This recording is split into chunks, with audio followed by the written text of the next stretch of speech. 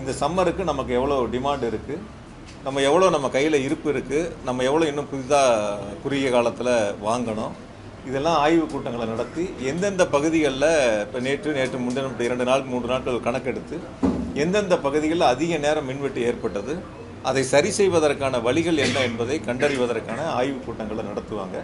அந்த ஆய்வு கூட்டங்களுக்கு மூலமாக அதிகாரிகளுக்கு அறிவுறுத்தி இனி வரக்கூடிய நாட்களில் மின்வெட்டு இல்லாமல் விநியோகம் செய்யப்படணும் அப்படிங்கிறது தான் பொதுவாக ஒரு துறை எடுக்கக்கூடிய நடவடிக்கை. அதிலும் குறிப்பாக மின்சாரத்துறை தொடர்ந்து எடுக்கக்கூடிய நடவடிக்கைகள்.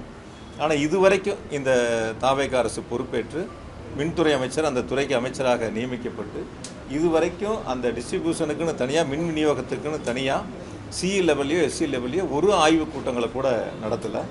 நான் விசாரித்த வரைக்கும் அவர் என்னென்னா அலுவலகத்துக்கு போகிறாரு, சிஎம்டி பார்க்குறாரு, டைரக்டர் அந்த மாதிரி முக்கியமான இருக்கிற மேலே இருக்கிற அதிகாரிகளை மட்டும் பார்த்துட்டு அதுக்கு கீழே இருக்கிற, அதாவது என்னென்னா கடைநிலை வரைக்கும் இருக்கக்கூடிய அந்த அதிகாரிகளுடைய ஆய்வு கூட்டங்களை நடத்தினா தான் எந்த ஊரில் என்ன பிரச்சனை இருக்குது, பொள்ளாச்சியில் இப்போ தென்னை மரம் இருக்குது, மட்டை விழுகுதுன்னா அந்த இடத்துல பவர் கட் ஆகுதுன்னா அதுக்கான காரணங்கள் என்னங்கிறத பார்த்து நடவடிக்கை எடுக்க வேண்டிய துறை அது.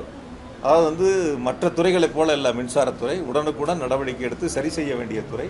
இதுவரைக்கும் நான் விசாரித்த வகையில் ஒரு ஆய்வு கூட்டங்களை கூட முழுமையாக மின் விநியோகத்திற்கான அந்த கூட்டங்களை நடத்தலை அப்படிங்கிறது தான் கருத்து.